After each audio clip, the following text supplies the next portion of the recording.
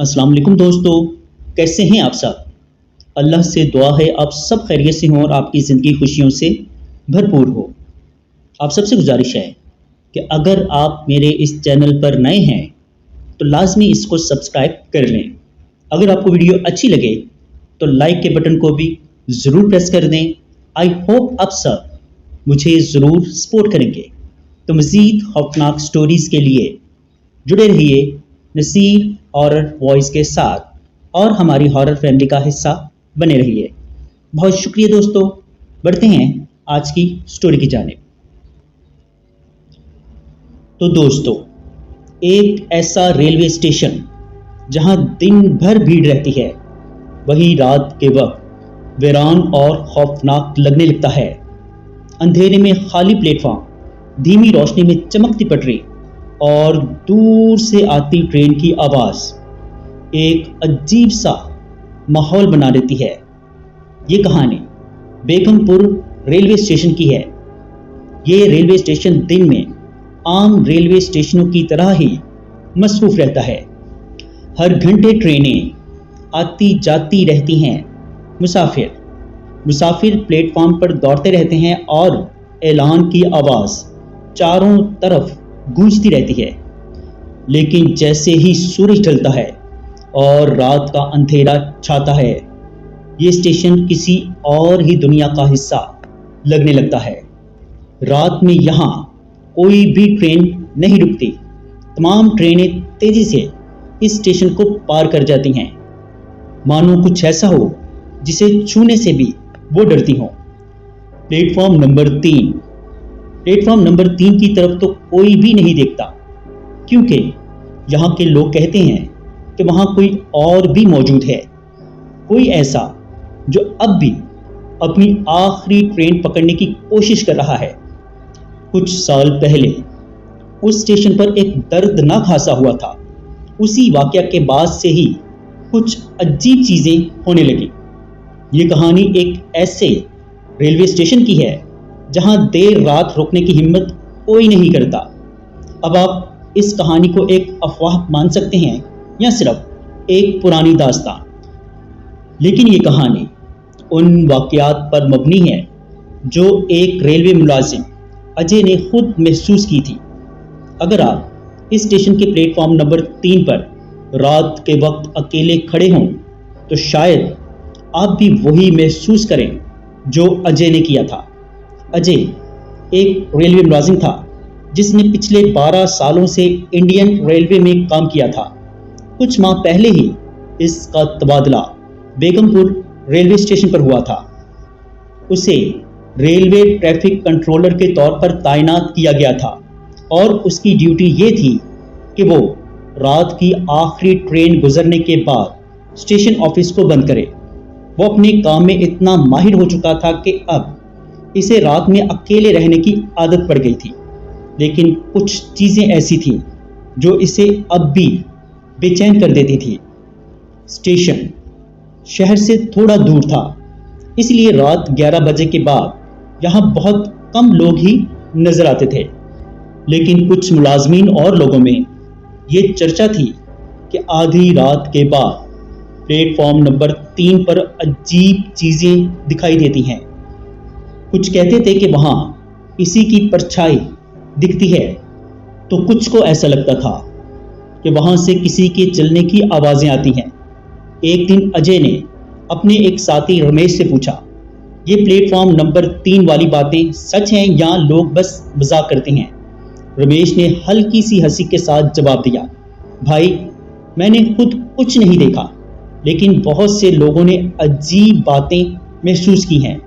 पहले एक गार्ड था, इसने दावा किया था कि इसे प्लेटफॉर्म नंबर 3 पर एक आदमी बैठा दिखाई दिया, लेकिन जब करीब गया तो वहाँ कोई न था। और ये सिर्फ एक बार नहीं हुआ, कई लोग कह चुके हैं कि यहाँ कुछ गड़बड़ है। अजय ने इस पर ज़्यादा ध्यान नहीं दिया, इसे भूत प्रेत की कहानियों पर यकीन न था। वो मानता था कि रात के अंधेरे और दिमाग की थकन के सबब लोग वहम का शिकार हो जाते हैं। लेकिन दोस्तों, इसे क्या पता था कि जल्द ही इसे खुद इस राज का सामना करना पड़ेगा। کچھ سال پہلے روی ایک سرکاری ملازم تھا جو روزانہ رات 8:30 کی ٹرین سے سفر کرتا تھا، لیکن اس دن وہ دفتر میں زیادہ کام کی وجہ سے لیٹ ہو گیا تھا۔ اس کی بیوی نے اسے فون پر بتایا تھا کہ گھر پر مہمان آئے ہوئے ہیں، اسی لیے وہ جلد از جلد گھر پہنچنا چاہتا تھا۔ دوڑتے دوڑتے جب وہ اسٹیشن پر پہنچا تب تک ٹرین دھیرے دھیرے چلنا شروع ہو چکی تھی۔ جلد بازی میں اس نے دوڑ کر ٹرین پکڑنے کی کوشش کی، لیکن پلیٹ فارم گیلا تھا، جس کی وجہ سے اس کا پاؤں پھسل گیا اور وہ سیدھا پٹری پر گر گیا۔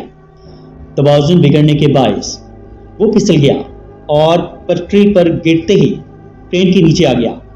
یہ حادثہ رات کے 10:30 پر ہوا تھا اور اس وقت پلیٹ فارم پر موجود ایک بزرگ چائے والے نے اسے اپنی آنکھوں سے دیکھا تھا۔ چائے والے کے مطابق ٹرین کے گارڈ اور کچھ مسافر مدد کے لیے دوڑے، لیکن تب تک بہت دیر ہو چکی تھی۔ اس واقعہ کے بعد اسٹیشن پر یہ افواہیں پھیلنے لگی کہ روی کی روح ابھی بھی پلیٹ فارم نمبر 3 پر بھٹکتی ہے۔ کئی مسافروں نے بتایا کہ انہوں نے دیر رات یہاں کسی آدمی کو بیٹھے دیکھا، لیکن جیسے ہی قریب گئے وہ غائب ہو گیا۔ کچھ نے یہ بھی کہا کہ ٹرین کے گزرنے کے بعد پٹری پر سفید کپڑوں میں ایک پرچھائی کھڑی دکھائی دیتی تھی۔ اس کے بعد سے ہر رات پلیٹ فارم نمبر 3 پر کچھ عجیب واقعات ہونے لگے، لیکن اجے ان باتوں پر یقین نہیں کرتا تھا، اس لیے کہ یہ سب افواہیں تھیں۔ ایک رات اجے کی ڈیوٹی اکیلی تھی۔ عموماً اسٹیشن پر 2 ملازم رہتے تھے، لیکن اس دن اس کے ساتھی رمیش نے کسی فیملی فنکشن کے لیے چھٹی لی تھی، اس لیے پوری ذمہ داری اجے پر تھی کہ وہ آخری ٹرین گزرنے کے بعد اسٹیشن آفس کو تالا لگائے اور سگنل کنٹرول کی رپورٹ اپڈیٹ کرے۔ رات کے 1:15 بج چکے تھے اور آخری ٹرین پلیٹ فارم نمبر 1 سے گزرنے والی تھی۔ اجے نے اپنی گھڑی دیکھی اور پھر سگنل پینل کی طرف دیکھا۔ ٹرین کے گزرنے سے پہلے اسے ٹریک کلیئر کرنا تھا۔ کچھ ہی منٹوں بعد انجن کی روشنی دور سے چمکنے لگی اور ٹرین کی سیٹی کی آواز گونج اٹھی۔ جیسے ہی ٹرین اسٹیشن پار کر گئے، اجے نے سکون کی سانس لی۔ اب بس کچھ کاغذی کام نپٹانے تھے اور پھر وہ اسٹیشن کی لائٹس بند کر کے گھر جا سکتا تھا۔ اس نے اپنی سیٹ پر بیٹھ کر رجسٹر کھولا اور ٹرین کی رپورٹ بھرنے لگا، لیکن تبھی اسے پلیٹ فارم نمبر 3 سے کسی کے بولنے کی آواز سنائی دینے لگی۔ پہلے اسے لگا کہ شاید یہ ہوا کا اثر ہے، لیکن کچھ ہی لمحوں میں آواز اور صاف ہو گئی، جیسے کوئی کسی سے باتیں کر رہا ہو۔ اس نے CCTV اسکرین پر نظر ڈالی، لیکن وہاں کچھ نہ تھا۔ اسٹیشن پوری طرح سنسان تھا۔ پھر بھی اسے ایسا محسوس ہوا جیسے کوئی اسے دیکھ رہا ہو۔ شاید میرا دماغ مجھ سے کھیل رہا ہے، اس نے خود سے کہا اور اپنی رپورٹ پر دھیان دینے لگا۔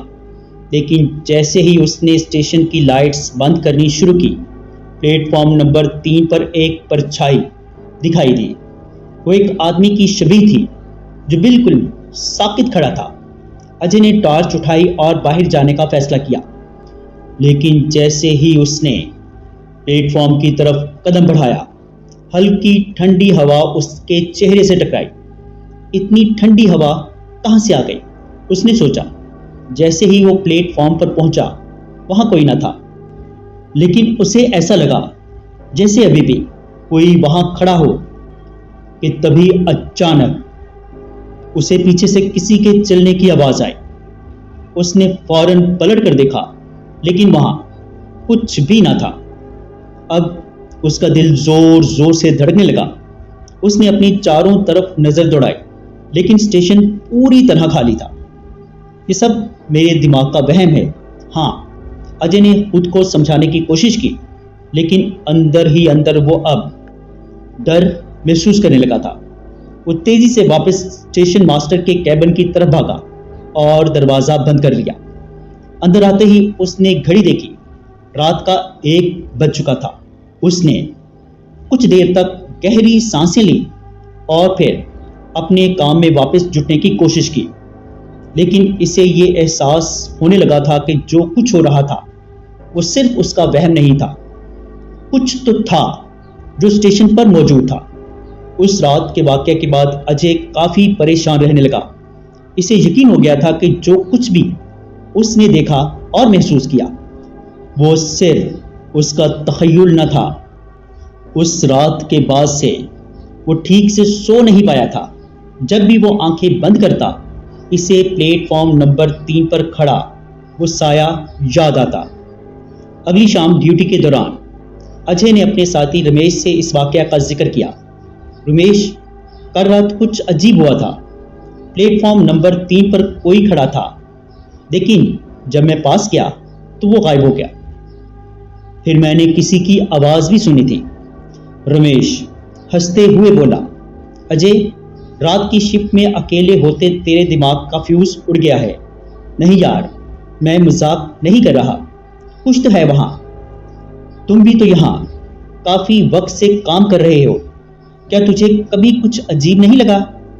رمیش تھوڑی دیر تک چپ رہا، پھر بولا، سچ کہوں تو میں نے کبھی خود کچھ ایسا محسوس نہیں کیا، لیکن کئی لوگوں سے سنا ہے کہ پلیٹ فارم نمبر 3 پر رات میں مت جانا۔ میں نے اسے افواہ سمجھ کر کبھی اس پر دھیان نہیں دیا۔ رمیش کی باتیں سن کر اجے مطمئن نہیں تھا۔ اس نے اسٹیشن کے آس پاس کے کچھ پرانے دکانداروں سے بات کی۔ اسٹیشن کے باہر چائے کی دکان چلانے والے بزرگ رام لال نے کہا، بیٹا، میں نے خود اس رات روی کو ٹرین میں چڑھنے کی کوشش کرتے ہوئے دیکھا تھا اور پھر اس کی دردناک موت ہوئی۔ اس کے بعد سے کئی لوگوں نے اسے رات کے وقت اسٹیشن پر دیکھا ہے۔ کچھ کہتے ہیں کہ وہ اب بھی آخری ٹرین پکڑنے کی کوشش کر رہا ہے۔ اب اجے کو پورا یقین ہو گیا کہ یہ کوئی من گھڑت کہانی نہیں تھی۔ اجے ڈر سے بیمار پڑنے لگا اور ایک دن ڈیوٹی پر نہیں آیا۔ رمیش اس رات نائٹ شفٹ میں اکیلا تھا۔ اس رات قریباً 1 بجے رمیش ڈیوٹی کر رہا تھا جب اسے پلیٹ فارم نمبر 3 سے عجیب آوازیں سنائی دیں۔ پہلے اس نے اسے نظر انداز کیا، لیکن جب آوازیں تیز ہونے لگیں تو اس نے ہمت جٹا کر وہاں جا کر دیکھنے کا فیصلہ کیا۔ جیسے ہی وہ پلیٹ فارم پر پہنچا اسے ٹھنڈی ہوا کا جھونکا محسوس ہوا۔ پھر اسے دور ایک بینچ پر کوئی بیٹھا دکھائی دیا۔ کون ہے وہاں؟ اسٹیشن بند ہو چکا ہے، رمیش نے زور سے کہا، لیکن وہ شخص نہیں ہلا۔ رمیش نے ٹارچ جلا کر اس پر روشنی ڈالی اور وہ شبیہ اچانک غائب ہو گئی۔ رمیش ڈر کے مارے بھاگا اور آفس بند کر کے سیدھا گھر چلا گیا۔ اگلی صبح وہ اجے کے گھر گیا۔ اجے، میں نے اسے دیکھا، تو صحیح کہہ رہا تھا۔ اب دونوں کو احساس ہوا کہ جو کچھ ہو رہا تھا وہ سب سچ تھا۔ یہ واقعہ کچھ یوں تھا کہ اسٹیشن ماسٹر اور دیگر افسران اس بات کو مذاق سمجھتے تھے۔ آہستہ آہستہ اجے اور رمیش کی حالت خراب ہونے لگی۔ ہر رات ڈیوٹی پر جانا ان کے لیے مشکل ہوتا جا رہا تھا۔ لگاتار ایسا محسوس ہوتا تھا جیسے کوئی ان کی ہر حرکت کو دیکھ رہا ہو۔ کبھی کبھار تو ٹیلی فون خود بخود بج اٹھتا، لیکن جب وہ ریسیور اٹھاتے تو دوسری طرف صرف بھاری سانسوں کی آواز سنائی دیتی۔ ان کا ذہنی دباؤ اتنا بڑھ گیا کہ انہوں نے اسٹیشن ماسٹر سے نائٹ شفٹ بدلنے کی درخواست کی، لیکن کسی نے ان کی بات کو سنجیدگی سے نہیں لیا۔ اجے اب مکمل طور پر پریشان ہو چکا تھا۔ اسے سمجھ نہیں آ رہا تھا کہ آخر یہ روح اسے اور رمیش کو ہی کیوں تنگ کر رہی ہے۔ اب سوال یہ تھا کہ کیا وہ اس ڈر کو سہ کر یہاں کام کرتے رہیں گے یا پھر کسی طرح اس سے نجات حاصل کریں گے۔ اس نے فیصلہ کیا کہ اب وہ اس کا حل نکالے گا۔ اگلے ہی دن اجے نے کچھ مقامی لوگوں اور اپنے پرانے ساتھیوں سے بات کی لوگوں نے اسے سمجھایا کہ جب روحیں کسی جگہ پر بندھی ہوتی ہیں تو وہ کبھی کبھار وہاں رہنے والوں سے رابطہ کرنے کی کوشش کرتی ہیں، لیکن اجے کو یقین نہ آیا۔ آخرکار اس نے پرویز انصاری نامی ایک پیرانارمل انویسٹیگیٹر سے رابطہ کیا۔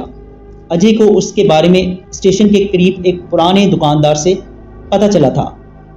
اس نے بتایا تھا کہ اگر کوئی اس راز کو حل کر سکتا ہے تو وہ صرف پرویز ہی ہے، جو پہلے بھی کئی پر اسرار واقعات کی تحقیق کر چکا ہے۔ پرویز نے اسٹیشن پر آ کر کچھ تفتیش کی، وہاں کچھ عجیب چیزیں محسوس کی۔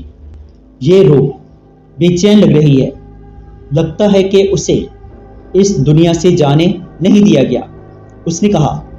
اجے نے اسے روی کے بارے میں بتایا کہ کیسے وہ آخری ٹرین پکڑنے کی کوشش میں مارا گیا تھا۔ یہ روح اس لیے یہاں اٹکی ہوئی ہے کیونکہ اسے اپنے مرنے کا احساس ہی نہیں ہوا۔ ہو سکتا ہے اسے ابھی بھی لگتا ہو کہ وہ ٹرین پکڑ سکتا ہے۔ اسے نجات دلانے کے لیے ہمیں اس کی آخری خواہش کو پورا کرنے کا کوئی طریقہ ڈھونڈنا ہوگا، پرویز نے سمجھایا۔ پرویز نے کچھ دنوں تک اسٹیشن پر رہ کر تفصیل سے تحقیق کی۔ اس نے وہاں کئی بار EVP یعنی الیکٹرانک وائس فینامینا ریکارڈ کرنے کی کوشش کی اور کچھ عجیب و غریب آوازیں بھی قید ہوئیں، لیکن جو سب سے زیادہ چونکا دینے والی بات تھی وہ یہ تھی کہ روح صرف انہی لوگوں کو تنگ کرتی تھی جو بھوت پریت پر یقین نہیں رکھتے تھے۔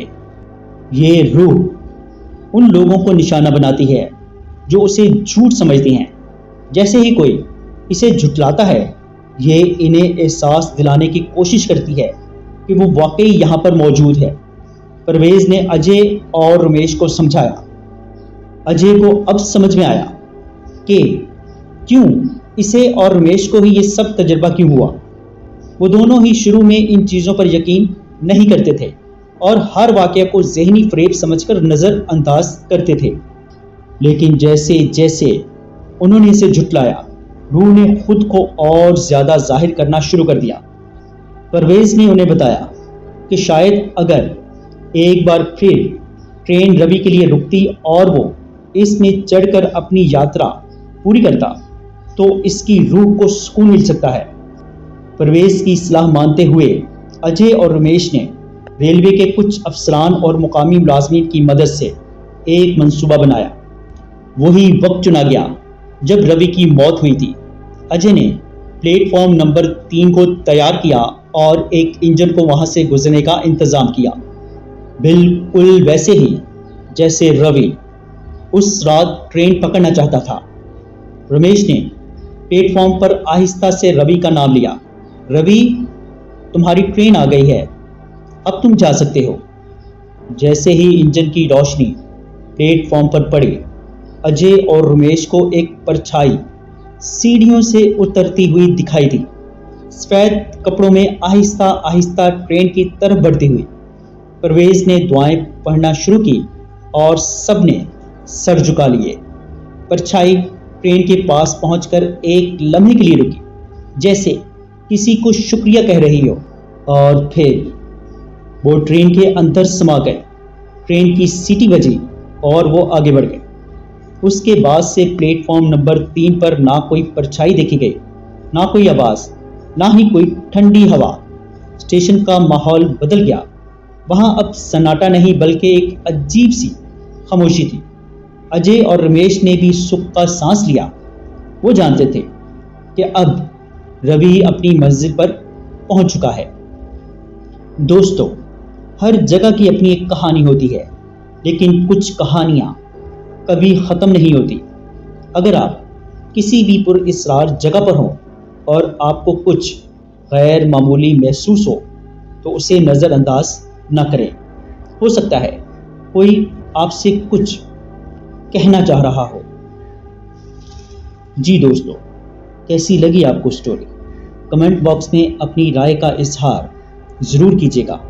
اگر آپ یا آپ کے کسی جاننے والے کے ساتھ کوئی ایسا خوفناک یا ناقابل فراموش واقعہ پیش آیا ہو اور آپ اسے ہمارے ساتھ شیئر کرنا چاہتے ہوں تو نیچے ڈسکرپشن میں موجود میرے واٹس ایپ نمبر پر ہمارے ساتھ شیئر کر سکتے ہیں۔